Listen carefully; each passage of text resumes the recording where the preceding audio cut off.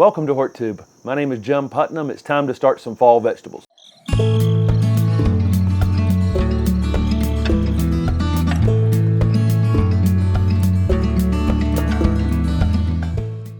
So my summer vegetables are really winding down out here. I've actually already pulled some cucumbers and a few other things.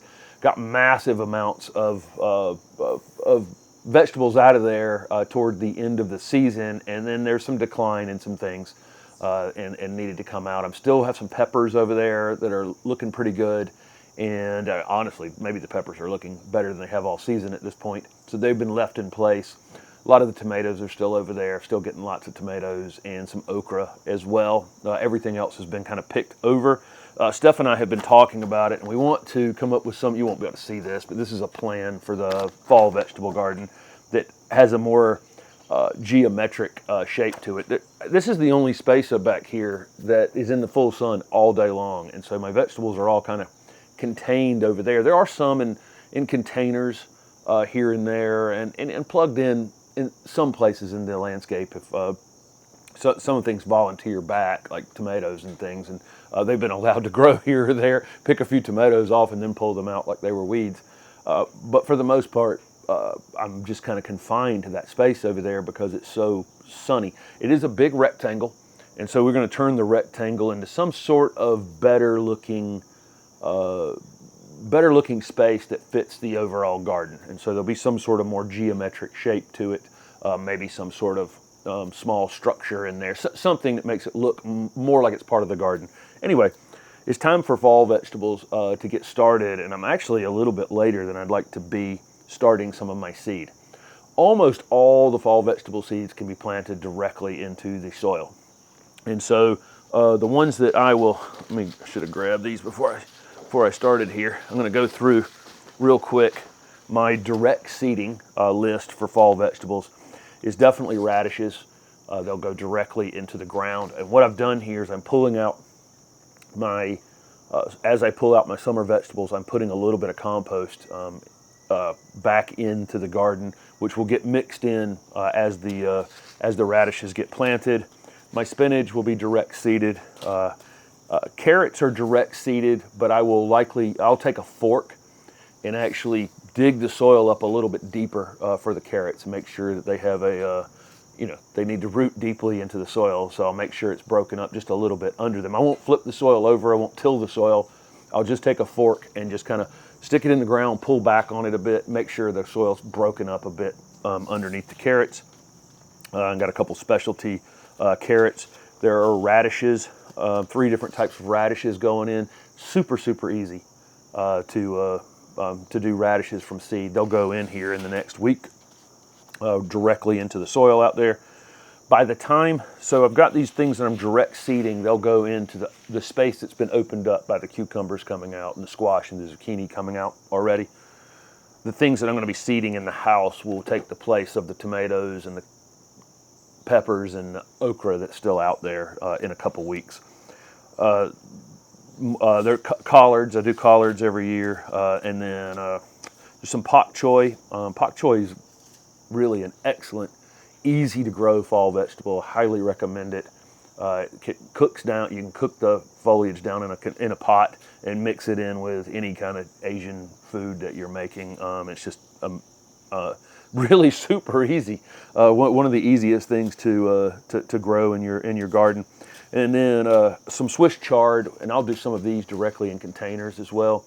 I like to do the chard. I can get to grow almost year round here. I have a deer that's found all my Swiss chard this season and has done away with, unfortunately, what I had left because we were cutting it off, cooking it down. And if you cut down mature Swiss chard way down, it'll just come right back. Every time it came back for the last month and a half, that deer shown back up and eaten it down and finally killed it. So it's got to be replaced. Several different types of Swiss chard, and then other beets as well. So that's some of the fall seed that's just going directly into the ground. And I could do the rest of what I'm doing as well, except for pansies. Pansies I don't think I could direct seed, but the kale and the additional broccoli and lettuce that I'm doing, Again, I could just do them from direct seeding into the soil out here. But I have chipmunks and squirrels, and they just cause all kinds of havoc out here when I direct seed things. And so I seed a lot of my things in the house. Of course, my spring seeding I'm doing in the house because it's before the frost. You know, I'm just getting ahead. I'm getting getting things up ahead of time before my last frost date. But this time of year, when things could go directly in the ground, I'm really just doing it because, again, I've got pests in the garden that would cause me problems on loosely tilled soil. It's not tilled, but it's got the compost on top of it. Anyway, if you can go back and look at my video on my light rack. I made this video several years ago at the old house on how I built my light rack, and then it got transferred over here. And I just used fluorescent tubes to germinate my vegetables. I've also done some videos on all kinds of vegetable starting over the years, and there's an entire playlist that I'll link up here in the corner, and I'll link it down below if you want to learn more about direct seeding. This is actually a peat and perlite mix, and I'm trying to use almost no peat moss, but I still have about a half a bag. I got this 3 cubic foot bag, then I only did maybe 6 or 8 flats, flat being this, a 50 cell tray. I only did 6 50 cell trays back in the spring, and it didn't use the whole bag, so I'm using the rest of it now. But in the future, I'm going to just use some sort of compost and maybe a little bit of bark mix, and I've shown that before too on those videos how to do that as well.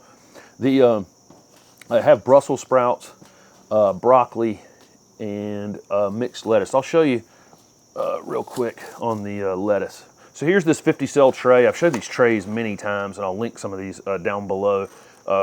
These can be used over and over and over again. It's a rigid plastic. Then it has a solid bottom tray so I don't get water on the electric components. And you see the water down in the bottom. You can just water this soil from the bottom. So I can just open this up right here, water it, and it will wick the water up. And it hasn't quite finished. It's not completely moist. That's why there's still a little water down in the bottom of it there. This, almost all of the seed that I'm using this season, well, let's say more than 50% of the seed I'm using this season is left over from last year.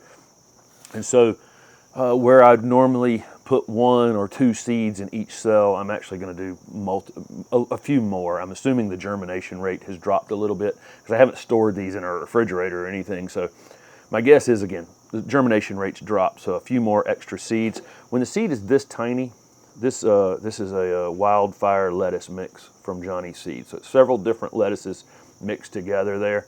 Seed is pretty small. I just take the seed and put it actually right on the top of my cell, and I'm probably going to do about four seeds in each of these. And I just do them right on the top, and then I'll just press them in like that.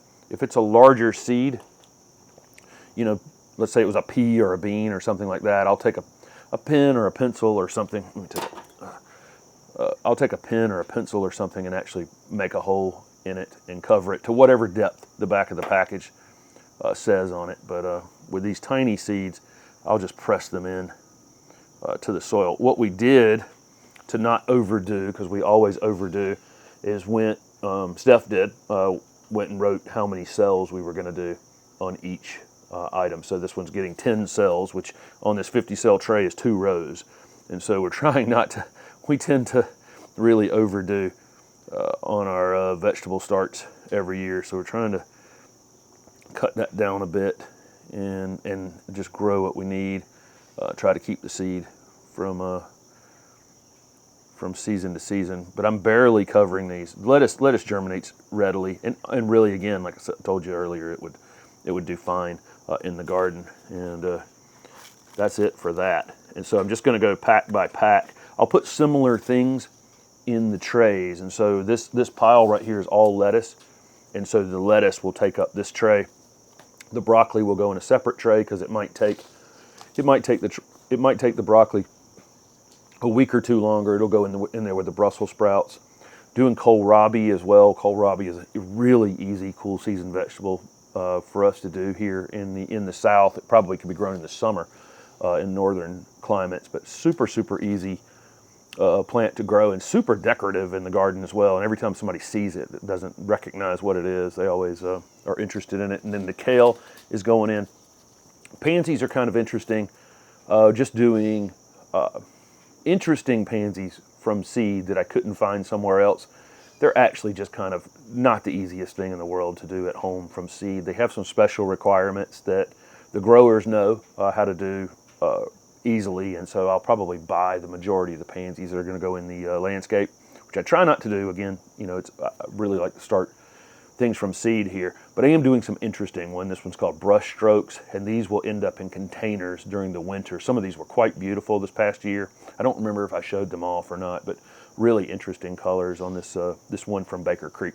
The last thing to do is I like to have everything well marked, and so I've already made the tags.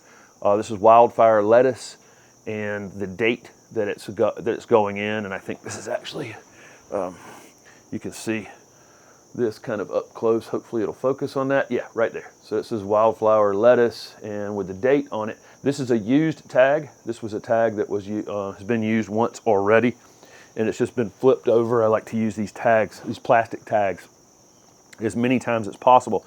And you can actually clean them off. You can even rub the writing off on these plastic tags, and I'll use them over and over and over again, just trying to get away from single-use plastic as much as possible. These are reused trays. The bottom tray is reused. The plastic here is being reused, and fresh new soil. But again, I've had that bag for a while. And I just wanted to get to go through it. But there it is. I'll put the tag in the corner, and it'll be the front corner on my light rack. And so I know that the front left or the front right is where each group starts. And so you know, to the left of each of them is where the tag is. So the tag goes out, and all I'll do here in the next 2 weeks is the soil color changes when it's a lighter color when it's dry, darker color when it's wet, and I can see that color change in the soil, and I'll just put some water down below in the below them, and it just wicks it up. You'll see these go in, including all of these all these seeding pieces going in. I'm in Raleigh, North Carolina, Zone 7B. I'm probably a week later than I wanted to start this seed, and I'm right at the time that all of these other seeds that I showed earlier in the video that I'm direct seeding in the ground. It's time to put them all in the ground. So next week you'll see all of these things go in the ground, and then a week or so after that, these seeded things in the house will be ready as well. As soon as they will hold the root ball together, meaning that they not just germinate, but that I can pull them out of the, I can pull them out without destroying them in the process, and the soil comes with it. That's when they go in the ground. But you'll see all that. Fall vegetables in the fall vegetable garden and the late winter, early spring vegetable garden are actually my favorite. I like growing all of these leafy greens. It's great to have them around. They get stored out there in the garden for a longer time. You know, the tomatoes come in, and there's so daggone many of them in there right now. It's hard to even, it's hard to even do anything with them. More cucumbers, and all that stuff comes so quickly. Whereas the lettuce will come up slowly. You just cut it. You cut it as you need it. Cut it as you want to. As you take it, or as you want it. You can have neighbors come and pick it, whatever. But it just kind of stores itself out there for months and months, which is kind of nice. But there you go. There's my fall vegetable garden. All of the things that are going into it. Some direct seeded. Some started in the house on the light rack. Thanks for following along.